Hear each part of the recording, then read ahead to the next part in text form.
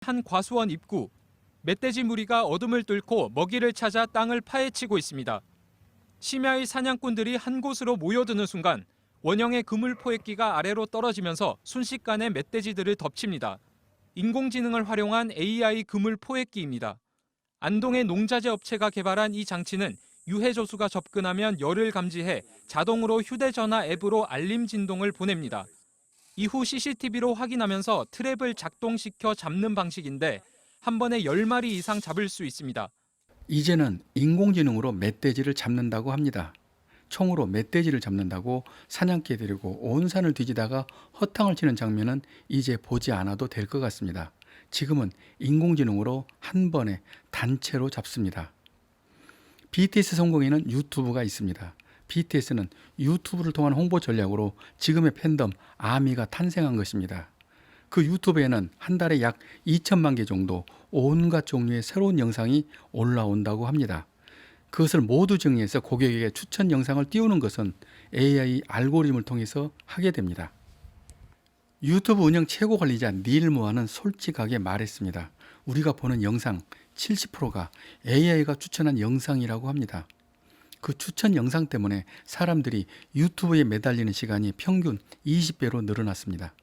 당연히 BTS 영상을 보는 시간을 포함한 시청자 수도, 수입도 모두 20배로 늘어났습니다.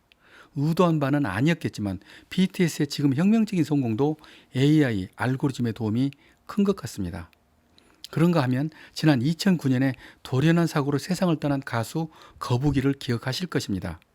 이 갑작스러운 충격은 많은 팬들에게 큰 슬픔을 주었습니다. 지금 그 거북이가 다시 돌아와서 공연을 하고 있습니다. 거북이의 목소리와 표정, 춤까지 생생하게 재현되었습니다. 생전 영상 데이터를 분석한 뒤 여러 움직임에 맞는 표정을 자연스럽게 살려내고 피부 색깔까지 맞춘 것입니다. 이어가면 돼 힘들게만 보이던 보이지 않던 내일도 넌 결국 해낼 거잖아 항상 좋기만 할 순 없잖아 인생이라는 건 각자 주인공인 거야 그 선을 더 넘지 말라고 I can fly the sky Never gonna stay 내가 지쳤을 것이 때까진 어떤 이유도 어떤 변명도 지금 내겐 용기가 필요해 다시 시작해 이 영상을 만든 지 일주일 만에 800만 뷰어를 기록하면서 많은 팬들은 또 한 번 감동의 눈물을 흘리게 됩니다.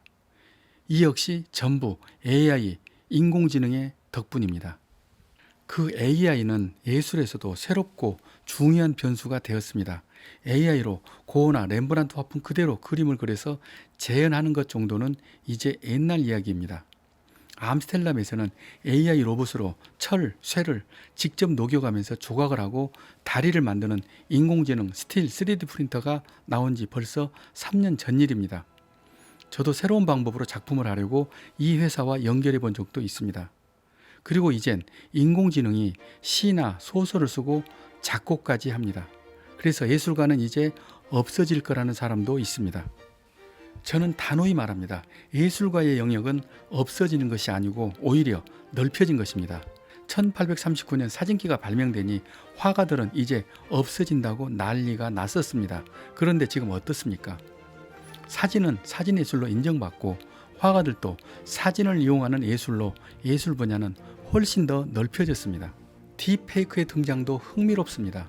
딥러닝과 가짜라는 페이크의 합성어 딥페이크는 인공지능을 기반으로 한 인간 이미지 합성 기술입니다. 신경망, 겐이라는 기계 학습 기술을 사용해서 기존의 사진이나 영상을 가지고 전혀 다른 이미지나 영상을 만들어내는 새로운 기법입니다. 이런 딥페이크 기법을 이용해서 유명인의 가짜 섹스 동영상을 만들기도 합니다. 저도 그런 영상을 본 적이 있는데 진짜인 줄 알고 깜짝 놀랐습니다. 이 역시 예술 영역으로 이용하는 것은 가능합니다. 그러나 조심해야 됩니다. 2001년 6월 대통령 김대중은 아주 특별한 보고서를 받게 됩니다. 제3의 물결이라는 책으로 유명한 세계적인 미래학자 엘빈 토플러가 쓴 대한민국 미래에 관한 보고서입니다. 그 보고서의 핵심은 바로 이것입니다. 대한민국은 지금 선택의 기로에 있다. 대한민국이 선진국이 되려면 정보통신과 지식기반 경제체제로 체질을 바꿔야 한다는 것입니다. 한국이 굴뚝산업을 계속해서 선진국의 따까리만 할 것인가, 아니면 지식기반 산업을 선택해서 선진국이 될 것인가 선택하라는 것입니다.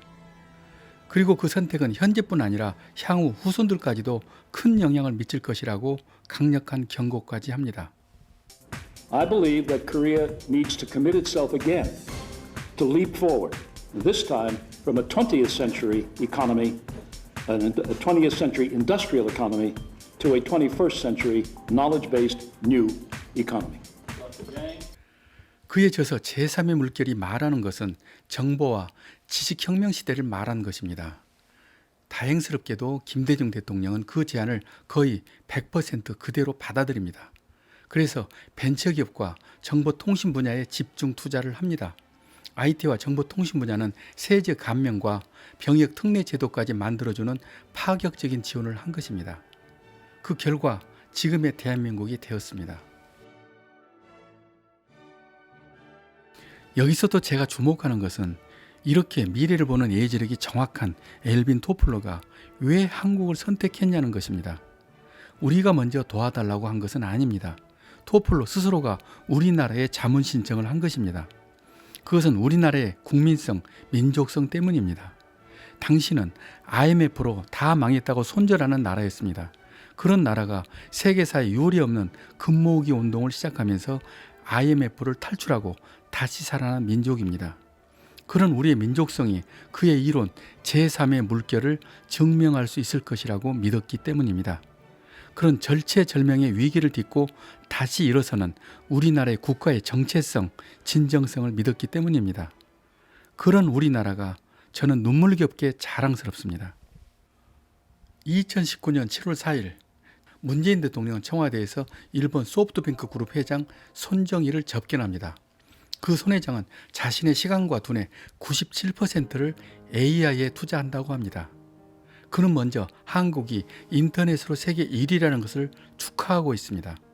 그리고 이전에 엘빈 토플러가 말한 것처럼 한국이 앞으로 집중해야 할 국가 정책을 예견합니다. 손 회장은 첫째도 AI, 둘째도 AI, 셋째도 AI라고 강조했습니다. AI. 즉 인공지능을 국가가 나서서 개발해야 한다고 말하는 것입니다. 그리고 구체적으로 무엇을 해야 할까요? 스스로 질문하고 바로 세 가지 답을 말합니다. 첫째, AI 교육을 해야 합니다. 둘째, AI에 투자해야 합니다. 셋째, AI 합작회사를 많이 만들어야 한다는 것입니다. 이 세 가지가 우리나라가 할 일이라고 분명하게 말했습니다. 이번에는 손정희 회장 지침 그대로를 국가가 아닌 지자체 광주광역시가 하고 있습니다. 2020년 1월 29일 광주는 AI 중심 도시 선언을 했습니다. 혁명의 핵심은 인공지능입니다. 이에 우리 광주는 AI 허브시티 광주를 통해 4차 산업혁명을 선도하고 AI 4대 강국 대한민국을 만드는 일에 앞장서고자 합니다. 광주는 차세대 중대한 국가 성장 동력 AI를 선택하고 어느 지역보다 빠르게 움직이고 있습니다. 광주는 아무도 가보지 않는 길을 선택한 것입니다. 길은 없고 어둡지만 불을 밝혀가면서 개척하는 광주다운 모험을 선택한 것입니다. 광주가 선택한 인공지능은 광주의 미래는 물론 우리 대한민국의 미래이기도 합니다. 저는 감히 여기서 조심스럽게 예단합니다. 반드시 광주가 성공할 것이라고 생각합니다. 그 이유는 다음 세 가지입니다. 첫 번째입니다.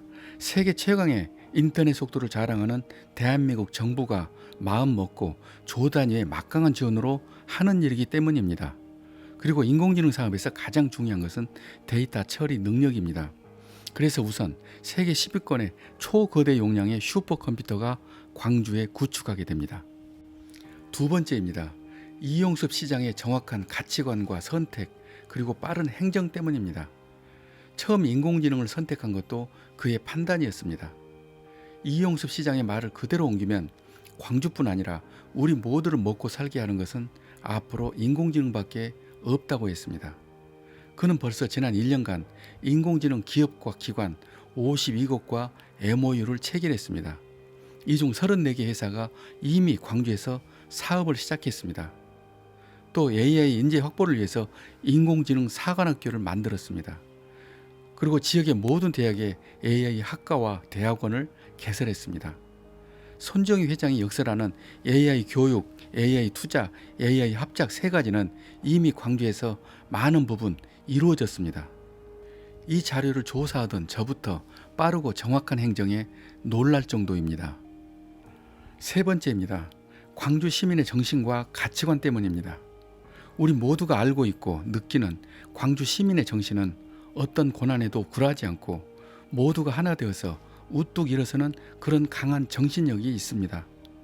엘빈 토플러가 우리나라를 선택한 것도 바로 우리 민족의 강한 정신력 때문입니다. 저는 오래전부터 이 생각을 하고 있었습니다. 광주의 정신력과 우리 민족의 정신력은 정말 많은 부분이 닮아 있다고 느끼고 있습니다. 그래서 우리 민족이 IT로 세계 인류가 되었다면 광주도 AI로 세계 인류가 될 것으로 보여집니다. 그래서 광주가 하는 인공지능 사업에 큰 희망을 가지고 있습니다. 여기까지 저는 작가 이철이었습니다.